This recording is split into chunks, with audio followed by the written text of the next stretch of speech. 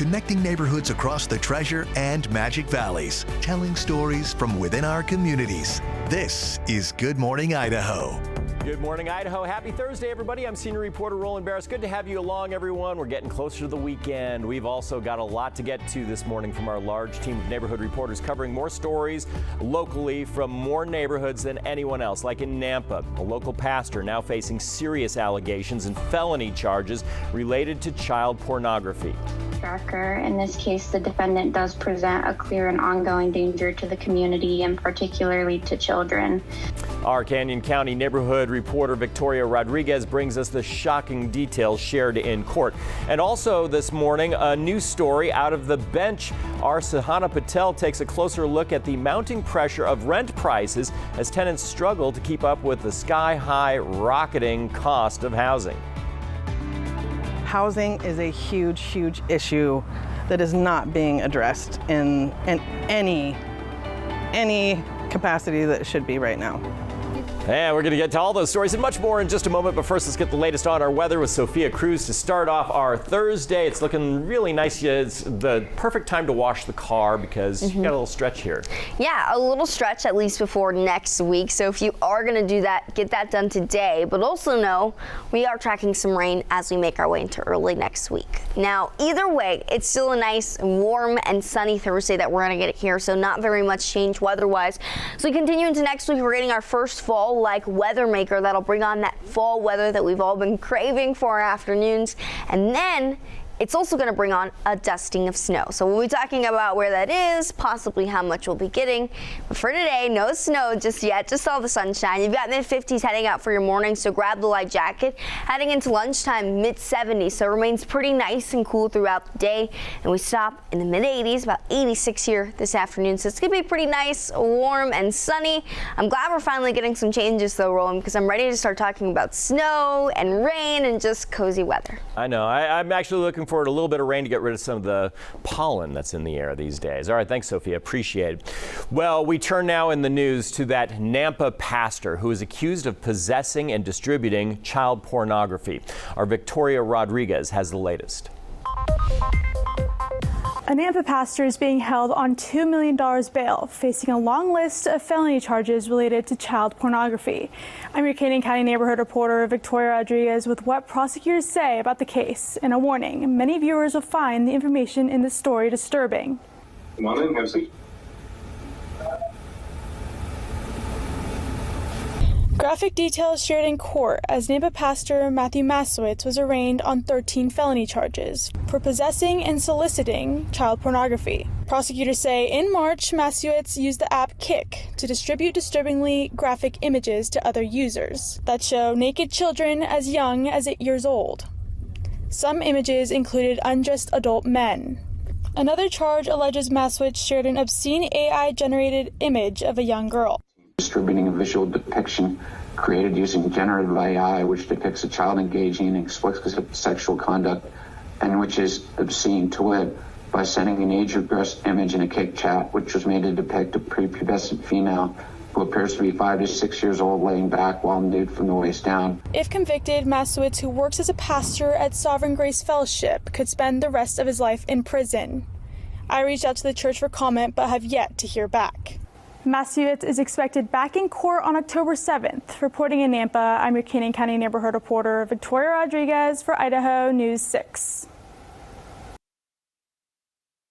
And another Nampa priest also facing serious child sex crime charges back in court today for another hearing.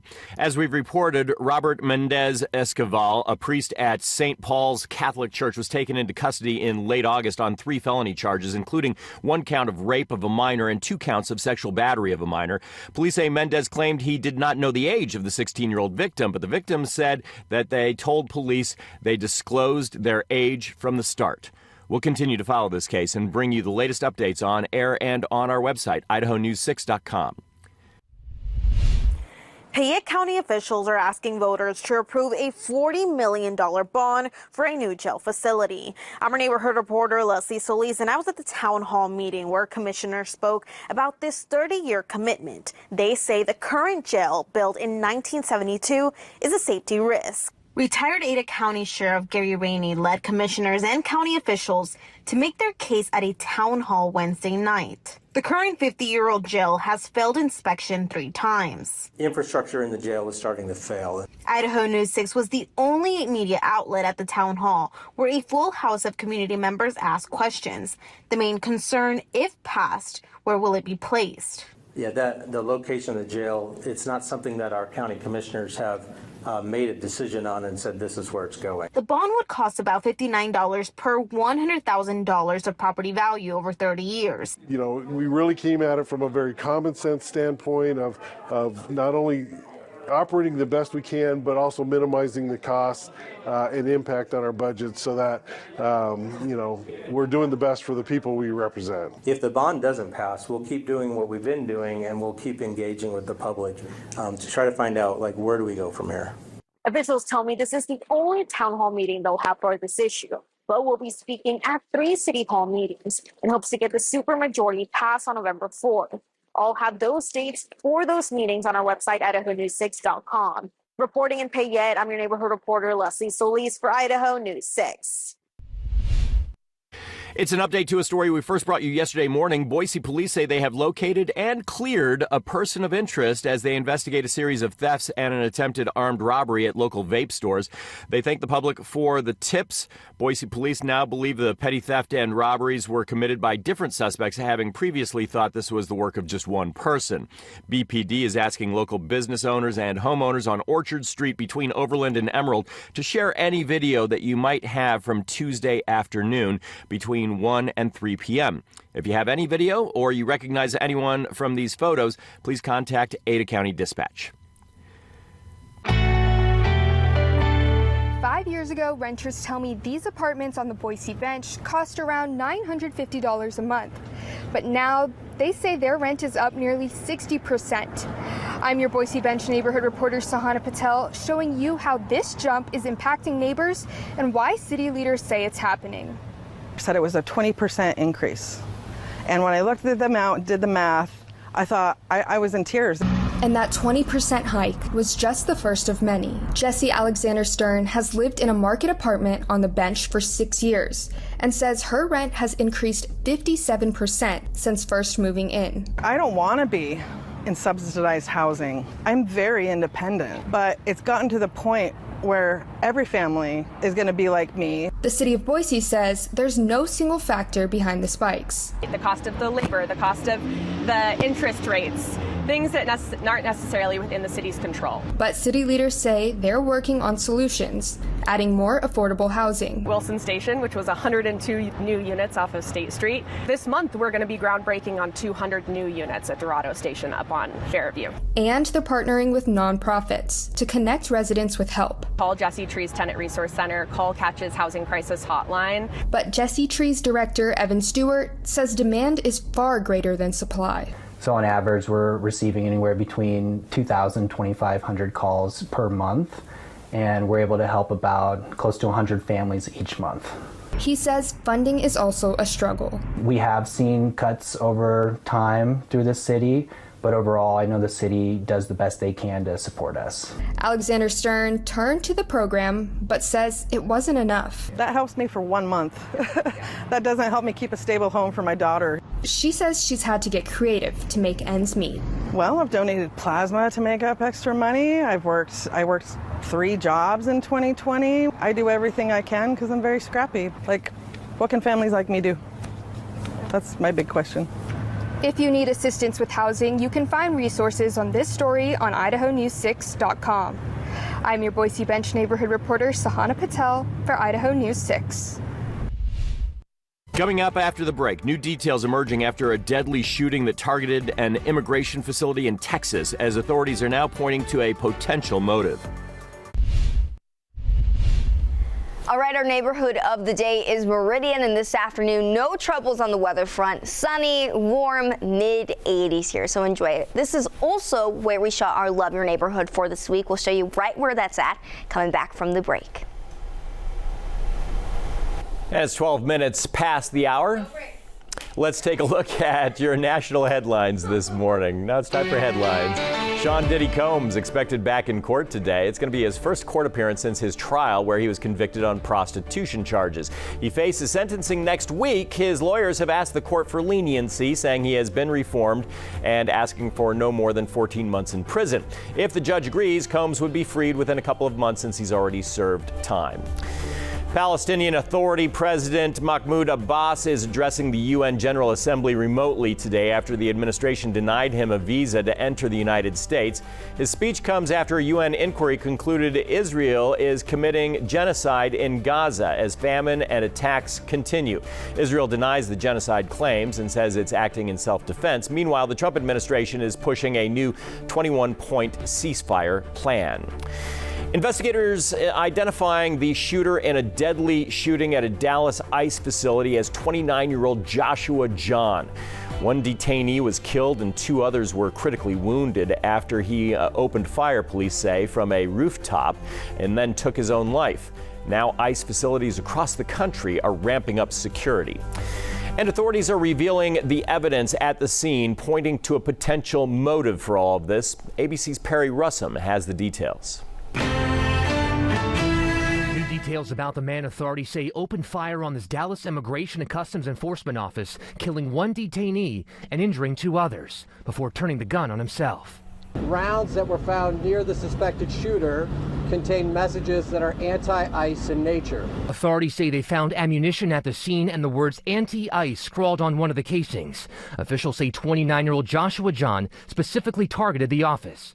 John's childhood friends telling ABC he was not overtly political when he was young, saying he was mostly interested in video games. One saying, "Josh was the least political out of all the people I knew in high school." SWAT teams early yesterday responding to reports of a man firing from a rooftop into the secure entryway as the van was transporting detainees. Police say the suspect's vehicle had a poster taped to the fender showing a map of alleged nuclear fallout. It appears to be from a book that advocates against the use of nuclear weapons. The connection to the attack is not clear. Assaults on officers have risen dramatically since January. 1,000% more than we ever had. And it's just getting worse. And these keep getting elevated and elevated. A man was arrested at the same facility last month after threatening to detonate a bomb. And in July, armed assailants in tactical gear attacked another ICE facility in Texas, wounding an officer. ICE says agents are wearing face coverings to protect themselves from being targeted. California last week passing a bill that will ban agents from wearing masks to conceal their identity. But federal officials say they will not comply with that law. The state of California does not have the power to regulate us, and I've directed our agencies to disregard this silly bill. Mexican officials say one of the detainees shot yesterday was a Mexican national who is in critical condition. Perry Russum, ABC News, New York. Sophia Cruz with the Idaho News 6 forecast. All right, everybody, it is 6:17, and thank you for starting another Thursday with us. It's also Friday Junior. Tomorrow's Friday. Well, the weekend is just around the corner, and as we head into the weekend, you're going to find that it's pretty comfortable overall, but we are going to start to see some unsettled weather move in on Sunday. So talking about today in downtown right now, a few commuters starting to head out and start their Thursday. As far as what we look like for this afternoon ahead, it is going to be similar to yesterday, so no changes on the weather front just yet. You've got mid-80s coming your way, lows in the morning, 57, so you'll need the jacket for the morning, but not the afternoon. Now, in comparison to average, we're about 10 degrees above this still, so it is still fairly warm, even though it is fall. Now, we're nowhere near a record high or low, and thank goodness, because I'm sure a lot of us are ready for it to start cooling down a bit. But as far as the afternoon goes, you've got mid-80s heading into your valley floors, upper 70s moving through the mountains. And you'll notice that as you move through the day, we are going to see that dry cold front arrive Friday morning. That'll still knock us down a few degrees. We'll still be fairly warm, but behind that, we'll start to see the first fall weather maker move through as we head into next week. This will bring on rain chances Monday, Tuesday, and Wednesday. So when you start to take a look at the forecast for ahead, it is pretty quiet through the weekend. You get those uncomfortable mid-80s Saturday and Sunday. Then Monday and Tuesday, mid-70s to mid-60s move in, as well as some rain. So that's what we'll be tracking into next week. It'll be our first taste of fall. Why was that? At Meridian High School, an Ag Expo, planting seeds of knowledge. These barley seeds you see in my hand are part of an essential science lesson at the root of Idaho's ag industry, and Meridian students are soaking it in. I'm Isaiah Sharp at Meridian High School's FFA Ag Expo, meeting local first graders and learning about this essential industry. Show me a square bill, and then show me a round bill, and then a square bill one more time. And then a round bill. Idaho's ag industry is all around us, but this group of young Idaho students is getting up close and personal for a hands-on lesson. We have more cattle in Idaho than we do people. And so the fact that some of these kids have never touched a cow is just blows my mind. They don't know that eggs come from chickens. They don't just appear at the grocery store or come from a warehouse. And I think that's really important for people to know. The annual expo showcases how many areas the agriculture industry actually covers. Most kids don't know what a food scientist is till they get to an ag class and go, wait a minute, that's who makes our chips crunchier and our huckleberry flavored stuff, huckleberry flavored, you know, things like that. If you or your family are interested in any of these seeds of knowledge, you can come to the community event tonight at Meridian High School from 5 to 7. I'm Isaiah Sharp for Idaho News 6. 6:22. Thanks for joining us this morning on Good Morning Idaho, everyone. When we've got a lot more in store in our next half hour, here's what's still to come from your neighborhood reporters. In South Boise, hear from neighbors ahead of a public hearing deciding the fate of this rehab facility. In Eagle, meet the teen sisters that are training for another shot at the National Martial Arts Championship. Now we'll look outside from the Treasure Valley Chevy Dealers Tower Cam.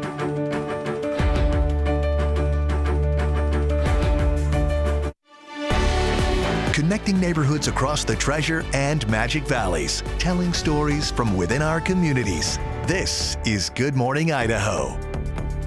Welcome back to Good Morning Idaho on a Thursday morning, everybody. We are into our last half hour. I'm senior reporter Roland Barris. It's good to have you along, and we've got a lot ahead in this last half hour from our team of neighborhood reporters like Keith Burrell in Nampa.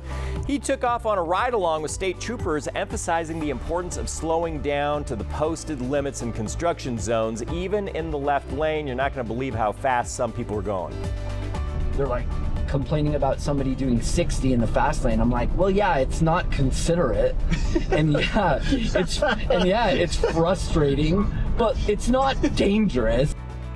And a story new this morning from our Brady Caskey, bringing us the controversy that surrounds residential home in South Boise serving as a drug rehab center. We just don't feel it's appropriate to have a medical facility operating in a residential neighborhood. And a decision to be made on its fate later tonight. More on that coming up. But first, let's get the latest on our weather as we're getting ready to head out the door. Sophia Cruz has the very latest to get a light jacket this morning. Yeah, light jacket for sure for the morning, but you'll shut it off by the afternoon.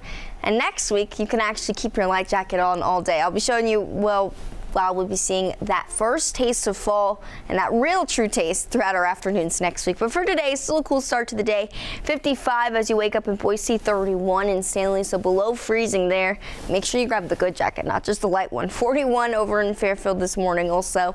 And as we head into the rest of the day, notice that there's not very much change still. It's very stagnant weather that we've had, but really nice afternoons. You've got mid-50s heading into 8 a.m. By lunchtime, we're still nice and cool. No troubles on the weather front today. 86 and sunny this afternoon, so it's been nice to have this string of good weather rolling, but I'm ready for fall. Okay, I know you are. It's going to be a beautiful day out there. Thanks, Sophie. Appreciate it. Hey, we turn back now in the news to the issue of speeding in construction zones. I know the zones are out there all over the place, but our Nampa neighborhood reporter Keith Burrell has the very latest. The 100 deadliest days might be behind us, but the construction season is year-round in Idaho, and you don't want to see this in your rearview mirror. I'm your Nampa neighborhood reporter Keith Burrell, riding to construction sites in Nampa, learning how extra patrols aim to keep you, construction workers, and police safe. So we haven't even hit the 55-mile-an-hour zone, and you got someone going 83. It's almost 20 over. I-84 is littered with work zones between Nampa and Caldwell. Hi, Trooper McConnell, State Police. And speeders. 584. We're not out here today doing extra patrols just because I'm here. Like, this is a normal area that you would do on the daily. every day, just about, I'd be patrolling in this area. With no end in sight for road work on I-84 in the Treasure Valley, extra eyes are put on work zones. The department also has some dedicated funding for enhanced and extra patrols, so we can come in and work on a day off. And when we do that in those circumstances, we are specifically assigned to that construction zone for enhanced patrols. For 2025, the Idaho Transportation Department has assigned $100,000 just for additional speed patrols of construction zones for the Boise, Nampa, Caldwell area, and an additional $350,000 for the rest of the state. 33, 84 eastbound, 1M35. Idaho State Police reached out to me after a 19-year-old driver was pulled over going 100 miles an hour through the 55-mile-an-hour work zone. I have people complain to me roadside often. They're like, complaining about somebody doing 60 in the fast lane. I'm like, well, yeah, it's not considerate, and it's frustrating, but it's not dangerous. It's not like the only person it's dangerous to is somebody who's going well above the speed limit then. And data from the Idaho Transportation Department says that the fastest speed to a construction site in Idaho was 117 miles an hour. From Nampa, I'm your Nampa neighborhood reporter Keith Burrell for Idaho News 6. The United States Marshals Service filed a motion to dismiss the case against Travis Decker, a Washington man accused of murdering his 3 daughters. But local officials say that filing is premature. Earlier this week, Decker was declared dead by federal law enforcement after human remains were found with personal items believed to be his. However, the Chelan County Sheriff's Office says they are not dropping charges until DNA testing confirms the remains are in fact Travis Decker. It's an update to a story we first brought you yesterday morning. Boise police say they have located and cleared a person of interest as they investigate a series of thefts and an attempted armed robbery at local vape stores. They thank the public for the tips. Boise police now believe the petty theft and robberies were committed by different suspects, having previously thought this was the work of just one person. BPD is asking local business owners and homeowners on Orchard Street between Overland and Emerald to share any video that you might have from Tuesday afternoon between 1 and 3 p.m. If you have any video or you recognize anyone from these photos, please contact Ada County Dispatch.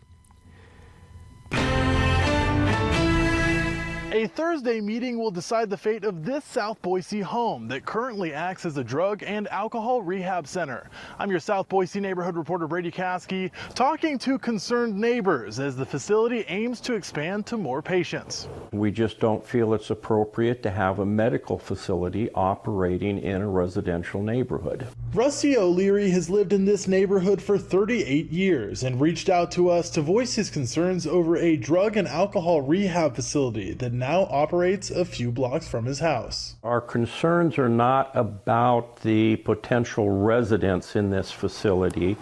We have no particular bias or concerns that direction.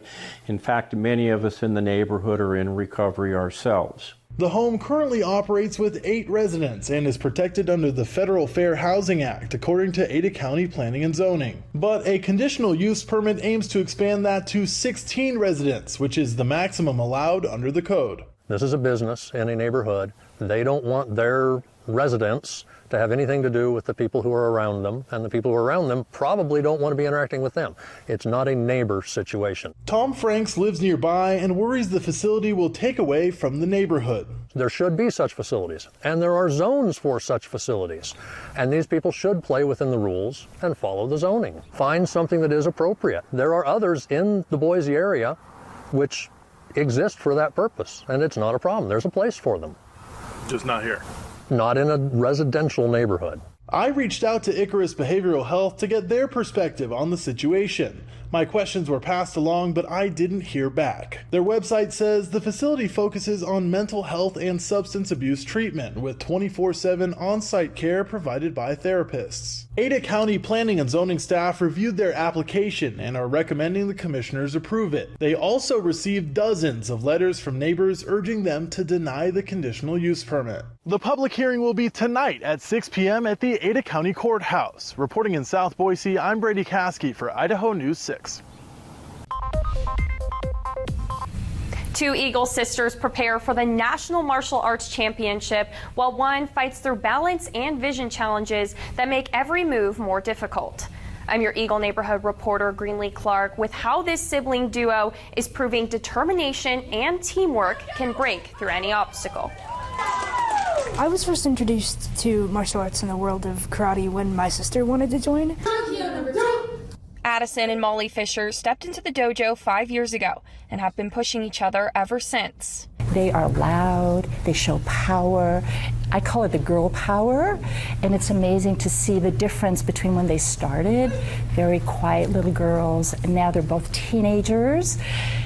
It's so rewarding to see that. Both girls proudly hold high purple belts just below brown and aim for black before college. I think if I keep working consistently, I think I could probably make it. For Addison, progress means pushing through vision challenges she's had since she was little.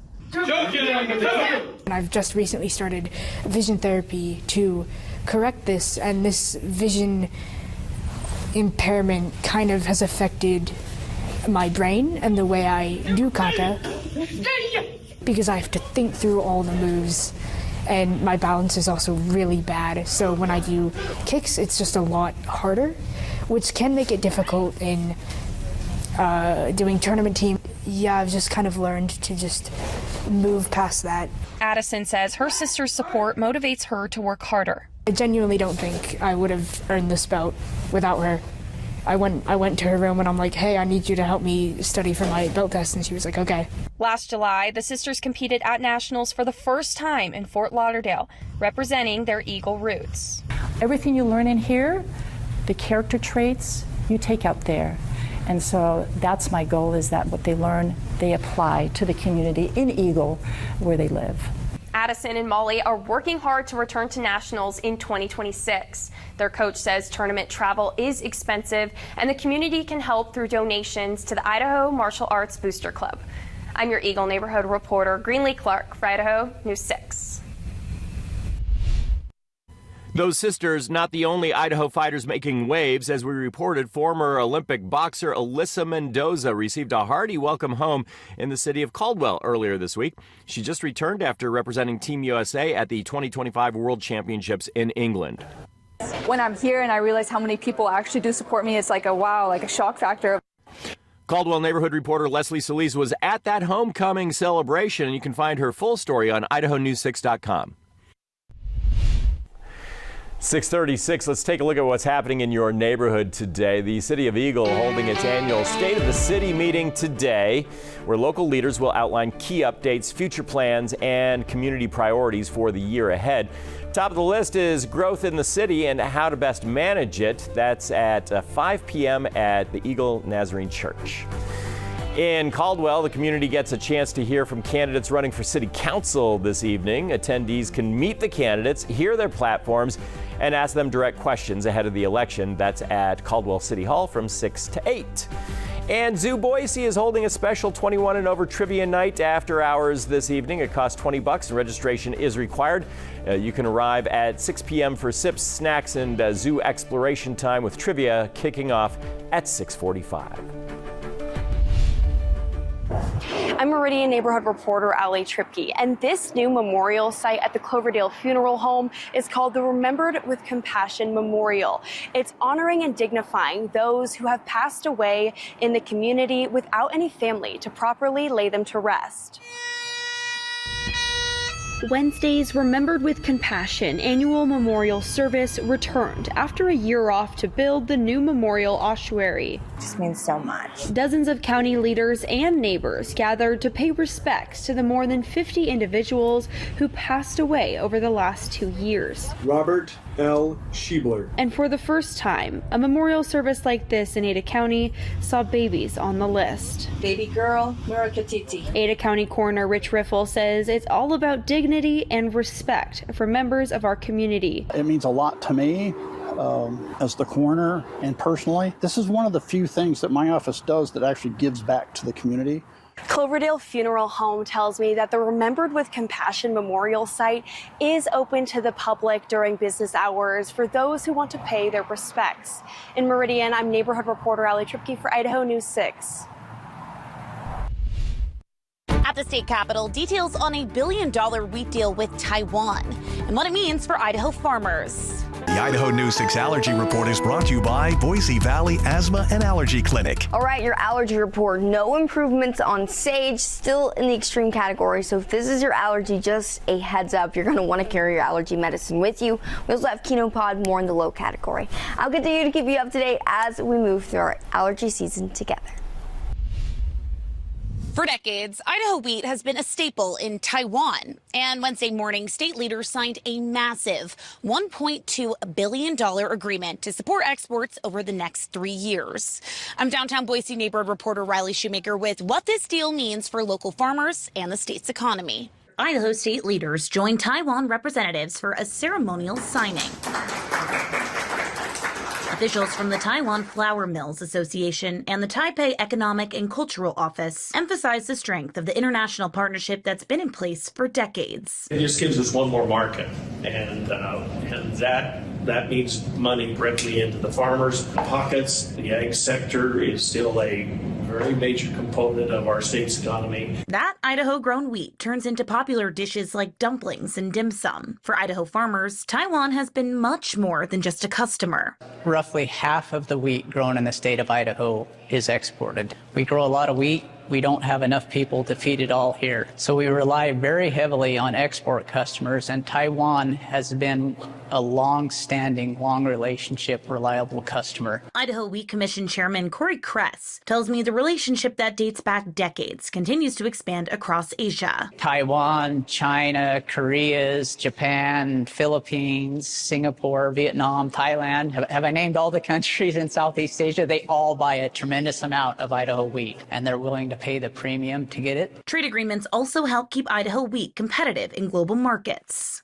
Idaho wheat is so valued in those countries that we have what's called a tariff exemption or tariff rate quota, where we can export so much wheat to them without any tariffs because they want that wheat so bad. This agreement means Idaho farmers can continue to count on Taiwan as a steady customer, something state leaders are calling a big win for the state's ag economy and the wheat growers who make it happen.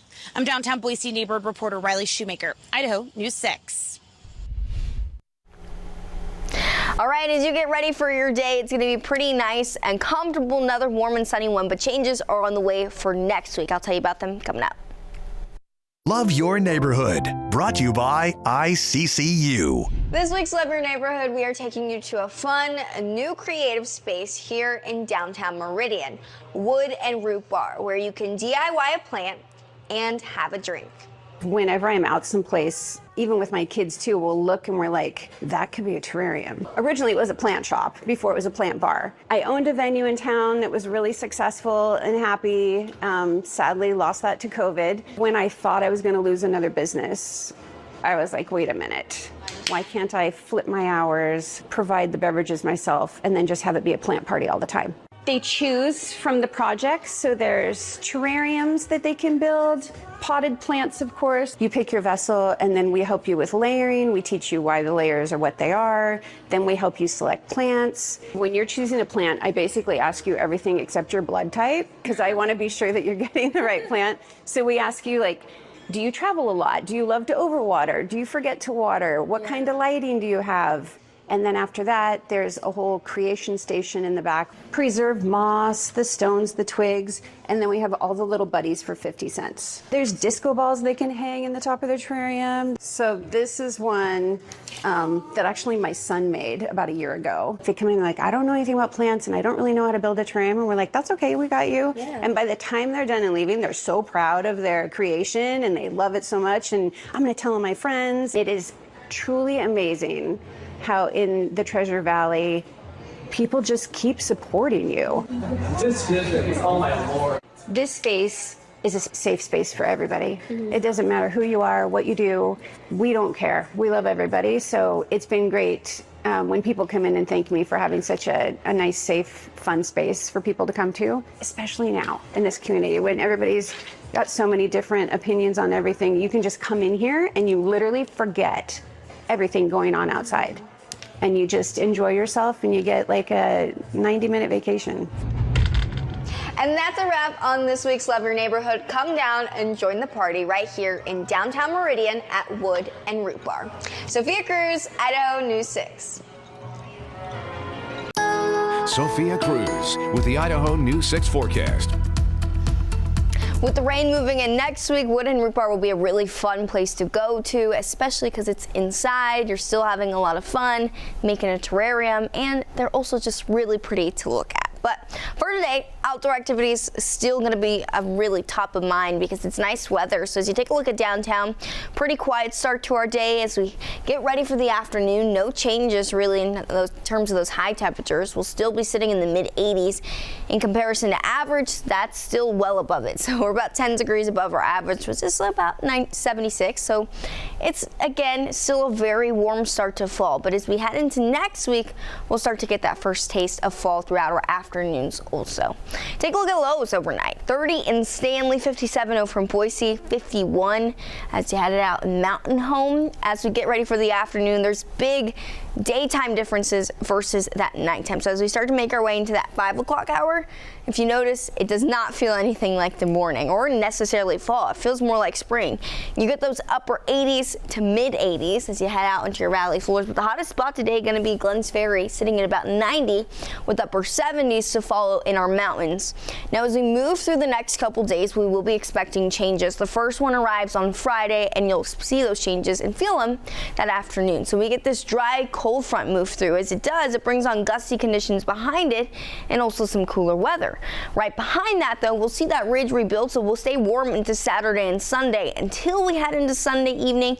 Going into Monday, that's when we'll start to notice some of those changes. Notice clouds already increasing, some rain moving through by your Monday morning. This cold front associated with the trough moves through, so that'll bring in breezy conditions as well as some rain Monday, Tuesday, even into our Wednesday. Notice that some of this isn't just rain, there's also snow dusting. So looks like we'll be getting our first dusting at higher elevations into next week. Now, it's not going to be what we expect during winter, but it is something exciting to look at as we start to see more cooler weather start to take over.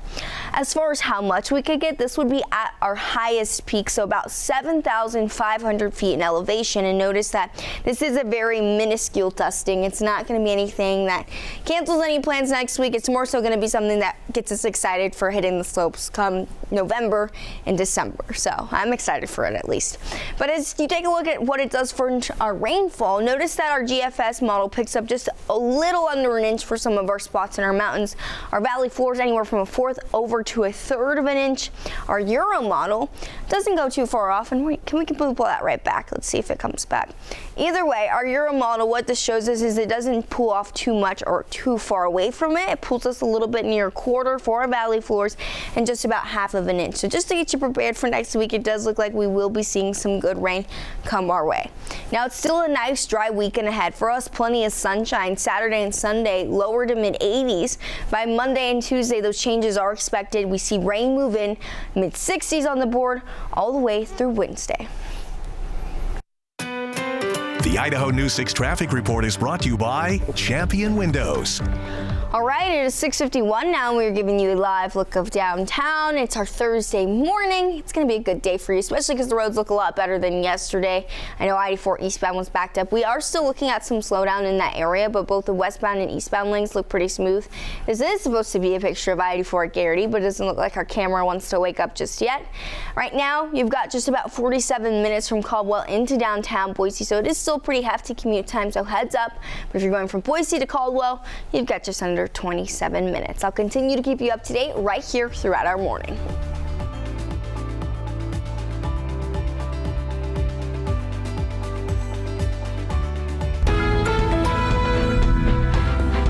In this morning's GMA First Look, the family of Kevin Rodriguez Zavala speaking out. It was like a nightmare. I'm still waiting to wake up. The 32-year-old died after becoming unresponsive while riding Universal Orlando's new attraction, Stardust Racers, last week. First responders rushing to his aid. He is not breathing and CPR is in progress. The medical examiner determining he died of multiple blunt impact injuries. And this morning, Kevin's loved ones demanding answers. He was hitting his head back and forth. What happened to him? How difficult is this period for you, not knowing exactly what it was that happened to Kevin? It is so difficult because I have no idea what happened there. And now I don't have my kid. And coming up at 7 a.m., new details about what the family says they believe happened. With your GMA First Look, I'm Victor Okendo, ABC News, Orlando. Welcome back to Good Morning Idaho. It's 5 minutes before the hour. In case you missed it, here's the top stories that we're following this morning from your neighborhood reporters. A Nampa pastor is being held on a $2 million bail, facing a long list of felony charges related to child pornography. At a court hearing on Wednesday, prosecutors say Matthew Masowich was the app kicked to distribute disturbingly graphic images. He used it to other users. If convicted, he could spend the rest of his life in prison. Masowich is expected in court for a preliminary hearing on October 7th. Renters on the Boise bench say their monthly rent payment has increased nearly 80% over the last 5 years. The city of Boise says there's no single factor behind the rent spikes, but that they are working on a solution, including upcoming groundbreaking to build 200 new units on Fairview. The city is also partnering with nonprofit Jesse Tree to support families. Jesse Tree says funding is a struggle, but the organization is able to help close to 100 families per month. And a meeting tonight will decide the fate of a South Boise home which has been operating as a drug and alcohol rehab facility. Icarus Behavioral Health currently has 8 residents. It's under and is protected under the Federal Fair Housing Act, but a conditional use permit aims to expand that to 16 residents. Concerned neighbors tell Idaho News 6 a residential neighborhood is not the place for a medical facility. That meeting is tonight at 6 at the Ada County Courthouse. Stay on top of the latest news from your neighborhood on our website, idahonews6.com. Now, the Out the Door forecast, brought to you by Pella Windows and Doors. All right, it's a new day ahead of us, and it's going to be still warm and sunny, picture perfect weather really. For the morning, you'll want to grab a light jacket, maybe even a warm cup of coffee. 59 as you head into work. By the time we get ready for lunch, upper 70s, going to be nice, warm, and toasty, but even toastier as we get ready for that 5 o'clock hour. Notice no changes really from yesterday. We're still in those mid 80s, so plenty of sunshine. If you want to take that greenbelt stroll, you should be able to, or just any outdoor activities are going to be great for today. All right, let's go ahead and get you ready to head into work and school. The Idaho News 6 traffic report is brought to you by Champion Windows. All right, it is 6:57 and we are giving you a live look of our Grove cam from our lovely downtown. So if you're planning to head this way, let's get you on your way this morning. You've got I-84 eastbound still looking like a lot of slow up as you head out here this morning, also on Carter Road. So just another heads up, if you're going in that westbound lane onto Carter Road, little slowdown that you run into there. And this is just a look at Cunin Meridian. I know it's a little blurry, but you can see that the really lane, if you're heading eastbound, is building. As far as drive times go, we are still slowly making our way out this morning, but they are starting to build. You've got Caldwell to Garrity at 16 minutes, Garrity to Eagle under 11, and Eagle into downtown just under 8. So it looks a lot quieter than yesterday, which is already good news. Yeah, it is, because this time yesterday there was some sort of a delay on the interstate, and it lasted until like 9:30 or 10 o'clock, it seemed like, with backups all over the place. Yeah, it was an hour-and-a-half commute to get into downtown, so I was feeling for my Caldwell commuters yesterday. Yeah, no question about it. At least the weather was nice, and it continues to be absolutely gorgeous out there. It's going to be a great fall day, everyone, so go out and enjoy it and make it a great Thursday. We'll see you tomorrow morning.